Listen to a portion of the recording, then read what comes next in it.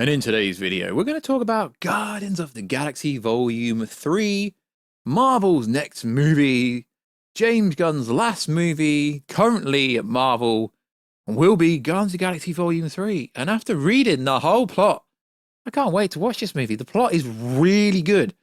And the comments about everyone getting emotional and crying all makes sense. This sounds like a freaking fantastic movie. So, what is freaking good, YouTube? Voice you here. If you're new around, make sure you subscribe to never miss any of the Marvel, DC, Kaiju, Monsterverse-based content that we do on a daily basis. You could subscribe to the channel, turn notifications on, and let me know down below. Are you freaking hyped to see this movie? It's worth saying, but personally, we here at the Warstew channel, I do not think covering stuff like this ruins anyone's expectations or any plot details, because at the end of the day, you've got to click into the video to actually find out what happens, and reading or listening to what happens in the movie is not the same as the movie going experience. I do read comments like, why do you ruin movies for yourself? Because it's like reading a book. You can read a book, you go watch the movie on the book, not exactly the same thing. It's like the Flash movie is supposed to be the Flashpoint Paradox movie, but it's nothing like that, is it? No. So reading and plot is nothing like the actual movie. Yeah, sure, the script and plot could be the same, but you don't see it visually happening in front of you. And to be honest, lads and ladettes, as soon as I watch movies, I forget everything I said on the channel anyway. So if you could, subscribe, turn notifications on, check us out on Instagram at Warstew to see the beautiful face behind the beautiful voice. And if you good, check us out on Twitter, WarstewG, because pretty interesting platform. So let's break it down. Careful for spoilers. So it is true that nobody dies from the Guardians of the Galaxy team in this movie. There was some conjecture yesterday, even though I made it clear right at the end of the video that no one dies. But it's also worth saying that apparently there are fake deaths. Drax shot with a blaster gun twice and fell in the fountain. Rocket flatlines, but Lila told him it's not his time.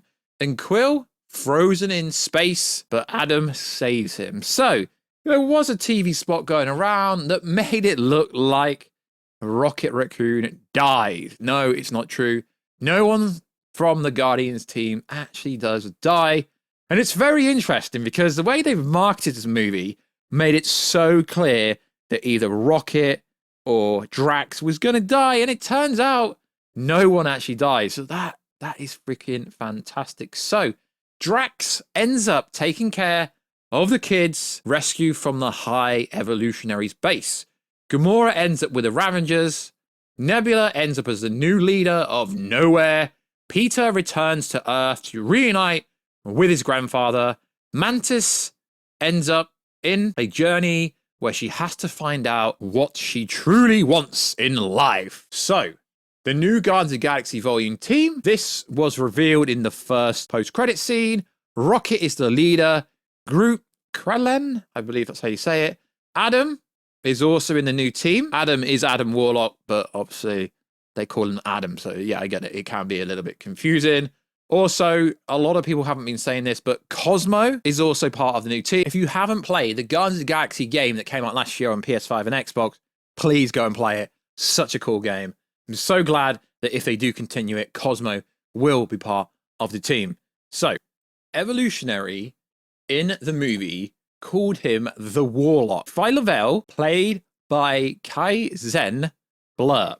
The second post-credit scene was Peter and his grandfather. Kraglin has a vision where Michael Rooker's Yondu makes a brief cameo. The ending text of the movie says, the legendary Star-Lord will return. The High Evolutionary blows up Counter-Earth and Adam failed to save Aisha. This is the main reason why Adam Warlock, aka Adam, switches to the Guardians side. In the beginning, he was on the High Evolutionary side. A lot of this is obvious from the trailer. High Evolutionary is revealed to be the creator of the Sovereigns, Aisha species. High Evolutionary also responsible for taking Adam out of the cocoon earlier, and we've seen him in the post-credit scene ending of Guardians of the Galaxy Volume 2, literally years ago. There's flashback sequences to the following. High Evolutionary was planning to kill Rocket, Lilith, Teeth, and Floor because he had no intention to include them in his perfect society. Rocket managed to escape the cell, opened the cell for Lilith, but Lilith was immediately killed by the High Evolutionary. The guards later killed Teeth and Floor. Rocket jumped up and shred High Evolutionary's face. Lamshank? Yeah, James Gunn voiced this character. Phi Lavelle, I believe that's how you pronounce it, Kaizen's character, throughout the movie was never directly known or called Fievel or anything like that. Tara Strong, who does voice Miss Minutes in the Loki TV show, was known in this movie as Mainframe. Blur was just a pet, belongs to a random Ravager. Adam took Blur with him after that Ravager was killed.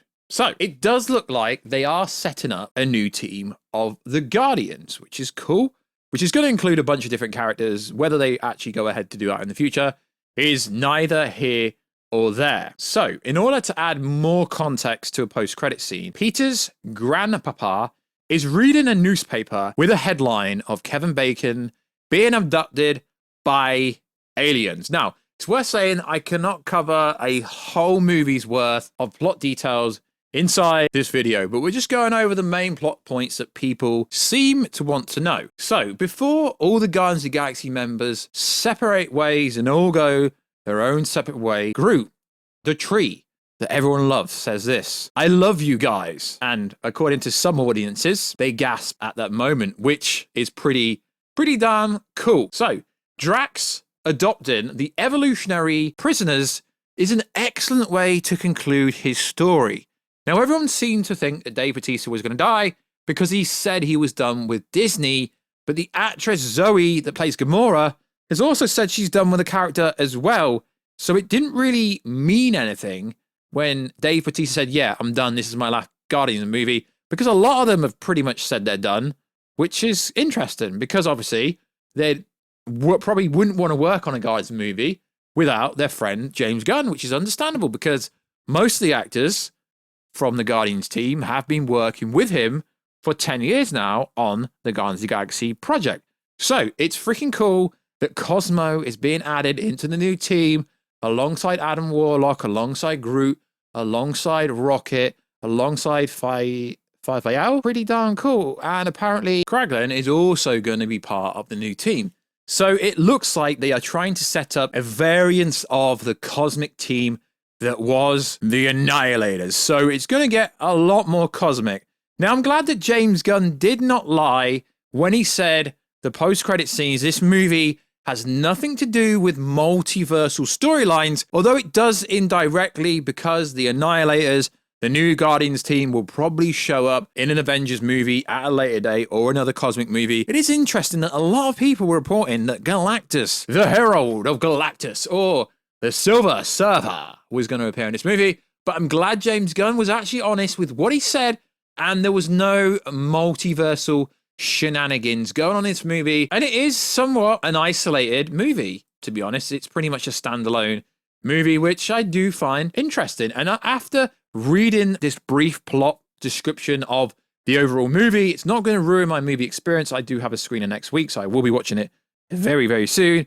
I do believe this will be a very good movie. And let me know down below, are you disappointed that no one actually dies, that Rocket doesn't die, that Drax doesn't die? I know there's a famous line when people watch Marvel movies when they said there's no real stake, there's no real threat because no one ever died. Well, not really true because Iron Man did.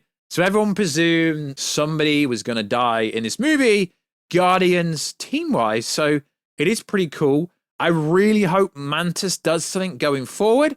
I think that would be cool. And yes, it was confirmed that Star-Lord does drop a freaking F-bomb in this movie. The first F-bomb in the Marvel Cinematic Universe, which is actually insane when you think about how many movies they've released and how long the Marvel Cinematic Universe has been running. Over 10 years. It's absolutely insane that we've only just got our first F-bomb. And it's actually interesting that Lamshank was voiced by James Gunn. So there was a bunch of cameos in this movie that people didn't expect. Like I said, this is not the full plot leak. This is the main narrative of what happens inside the movie.